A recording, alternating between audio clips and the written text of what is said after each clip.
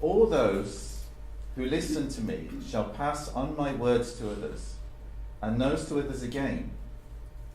May the last ones understand my words better than those who listen to me directly. Be my witness, O Allah. I have conveyed your message to your people.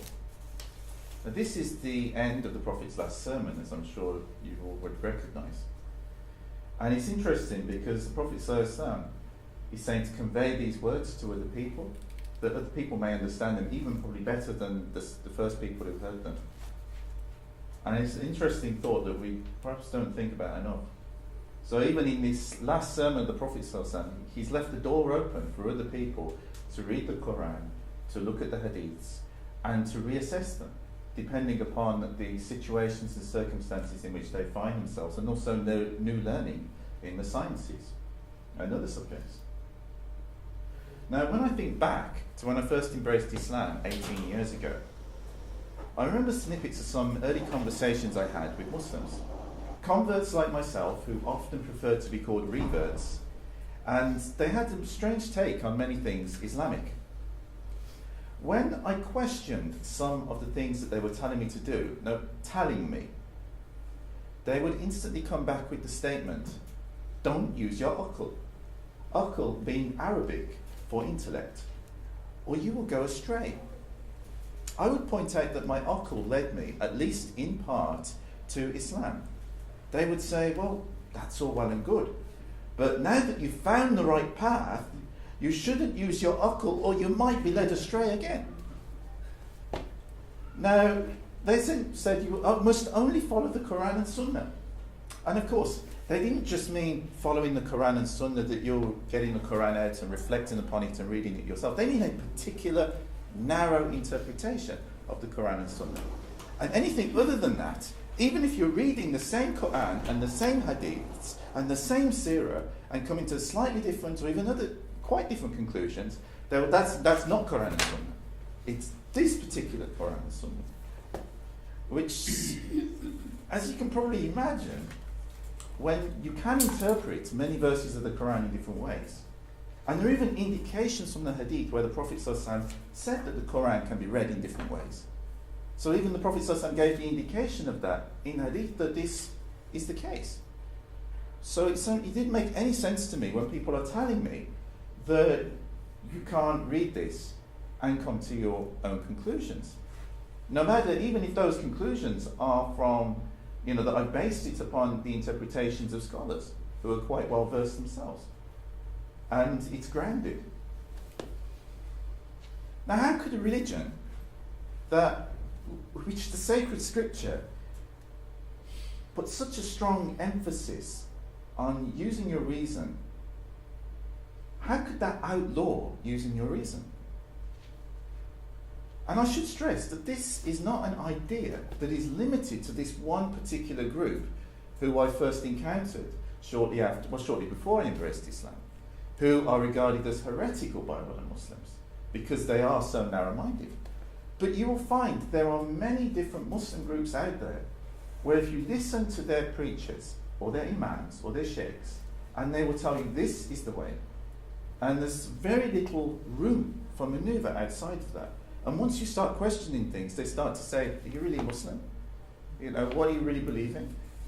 And it's like, where did this come from? Is this Islamic? Is thinking haram? So what is the truth of this? Should we use our aql? Or is it dangerous to do so? Now I've selected some verses from the Holy Quran which discuss the intellect. And rather than answering the question myself, I think we should actually look at the Quran and see what the Quran has to say, considering that is our book in Islam. Now I've got translations here. One, Muhammad Asad, which is quite well known and has been around for some time. And the other one is from alquran.info, which is a website which is more recent.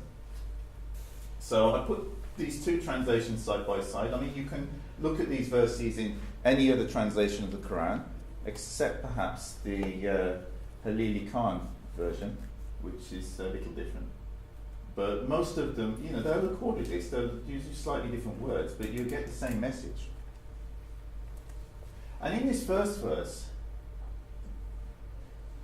Allah says, granting wisdom to whom He wills, and whoever is granted wisdom has indeed been granted wealth abundant.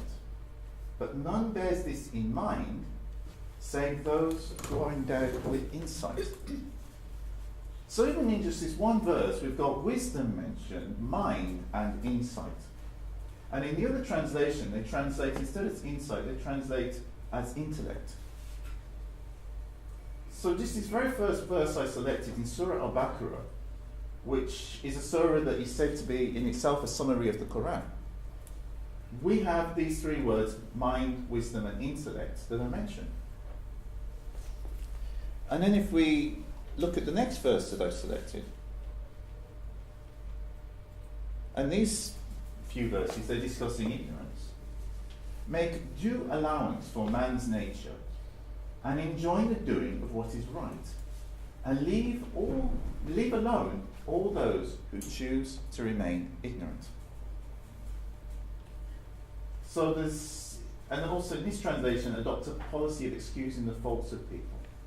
So in this verse is the idea that we shouldn't judge, or at least don't judge people too quickly, to call towards what is right, and turn away from the ignorant and the ignorant people who aren't seeking knowledge, or people who are deliberately turning their backs on it.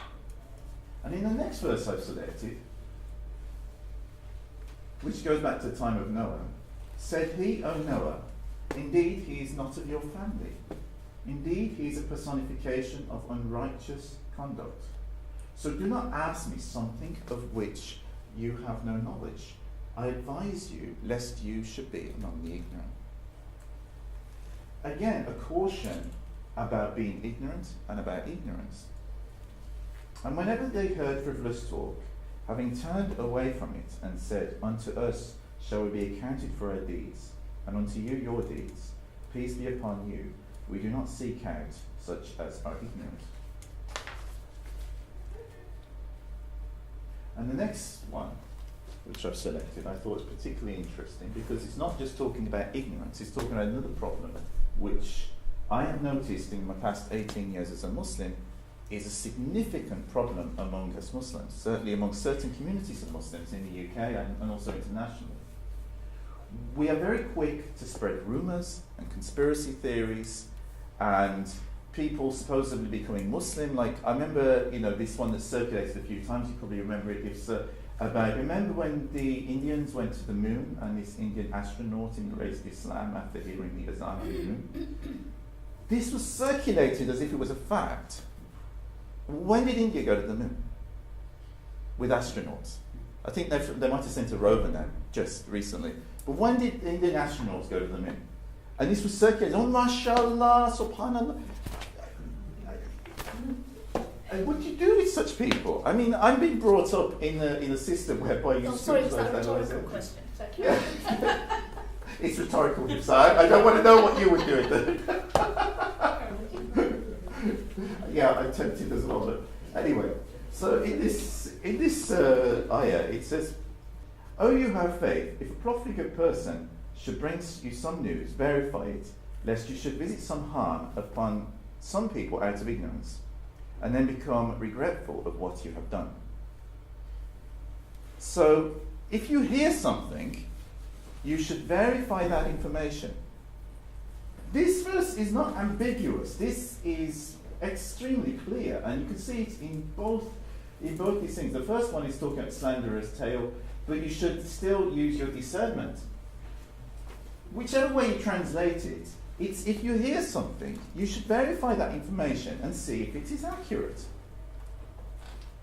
And it is something, for the last nearly 20 years I've been a Muslim, I have seen Muslims not do. I've been told that in the Quran it tells me to wear shawakamis. I've been told in the Quran it says this, that, and whatever, and then when you actually show people what it says in the Quran, they say, really? It says that? And do these people read it? So much of what we think of as Islam is just culture that's been passed on to us from various communities. And of course it's different. If you speak to Indonesians, it's different to how you speak to Pakistanis, you speak to Arabs. And it's like, a bit more of a focus on this book might be a good idea. Now the next verse I already read to you. Now they who are endowed with innate knowledge are well aware that whatever has been bestowed upon thee from on high by thy sustainer is indeed the truth, and that it guides unto the way that leads to the Almighty, the one who praises you. The value that's placed on knowledge in this verse, that the person must have knowledge. And when a person has knowledge, then they can see what is true. Tell me if I'm interpreting this wrong, but isn't that what this ayah is saying? Whichever way you translate it. The Quran is telling us, get knowledge, learn. Well, how do you do that if you don't ask questions? If you don't go through a process of learning? Is he who supplicates in the watches of the night, prostrating and standing, apprehensive of the hereafter and expecting the mercy of his Lord? Say, are those who know equal to those who do not know? Only those who possess intellect take admonition. Okay, so the first bit of the ayah is talking about praying and stuff, but then after that, are those who know equal to those who do not know? Again, the value being placed on knowledge. Get knowledge.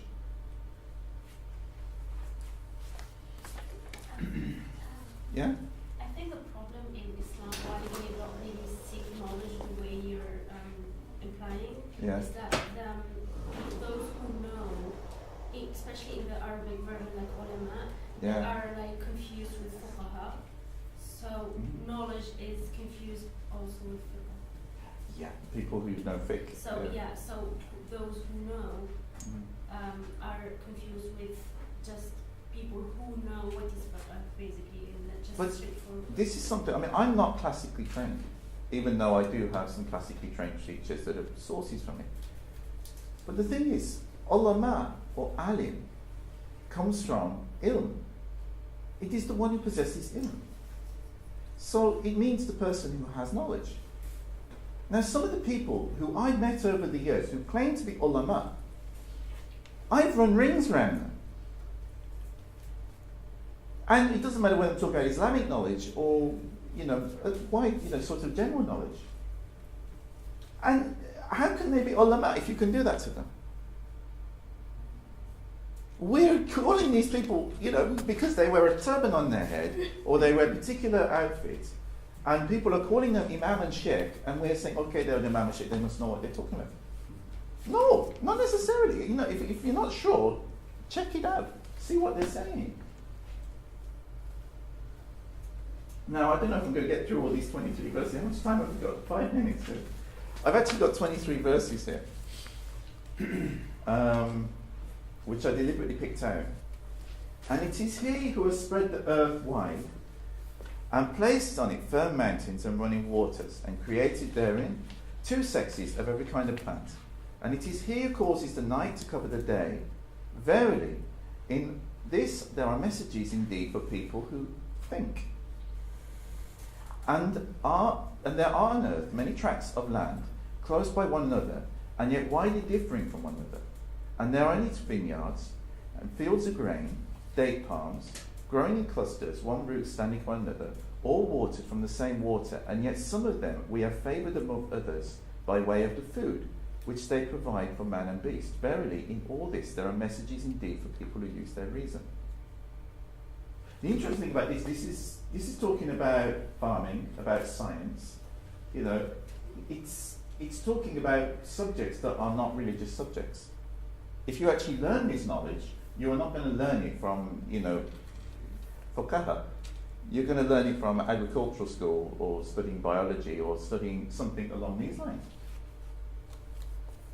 And the fact that it's mentioned, and mentioning, for people who think and for people who use their reason, is an encouragement in that for us to do so.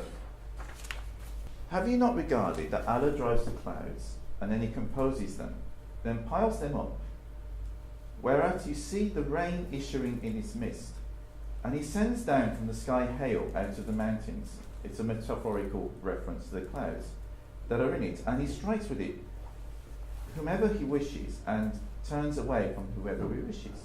The brilliance of its lightning almost takes away the sight. Allah alternates the day and the night, and indeed there is a moral in it for those who have insight. Or in Asad's translation, behold, there is a lesson in it for all who have eyes to see. This is talking about meteorology. Obviously, meteorology didn't exist as a subject then, and I'm not one of those who says that the Quran is a book of science, because it's not. It's a revelation. But there are certainly places in the Quran that reference things which have now been studied by science. And this is a whole field of knowledge in itself if we go ahead and study it.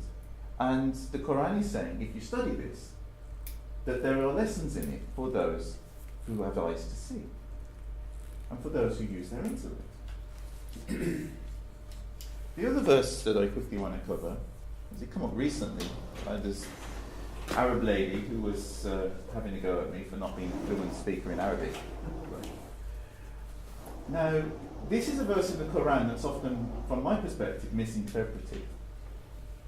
Now, if we had willed this divine writ to be a discourse in a non-Arabic tongue, they who now reject it would surely have said, why is it that its messages have not been spelt out clearly? Why a message in a non-Arabic tongue and its bearer an Arab? Say, unto all who have attained to faith, this divine writ is a guidance and a source of health. But for those who will not believe, in their ears is deafness, and so it remains obscure to them. They are like people who are being called from too far away. Now, the fact that he's pointing this out, that this book is in Arabic, because it's been given to an Arabic prophet, there's implications in this verse that the idea is it's meant to be understood, firstly. Why? Because the Prophet Muhammad was said, he himself says, I am in the tradition of the prophets of Israel. But this isn't Hebrew, it's in Arabic, because it was the revelation given to the Arabic people initially. So there's logic in this. It's encouraging logic. It's also saying there's a reason why this is in Arabic. And the idea that the book is supposed to be understood, so it should be translated. And we know there are people like Salman al-Farsi, who was a Persian, who had already been translating the verses into Persian to his friends who were Persians. And also we've got the account of Abu Sufyan when he was speaking to Heraclius. What language were they speaking? Were they speaking Arabic? Would a guy from, Byzantium, where they speak Greek, would he be speaking Arabic? So, there's logic here as well. And the Quran is, by spelling this out, the actual verse itself is logical. So you've got thinking, reason, and logic. Well, I will cover one last very short one.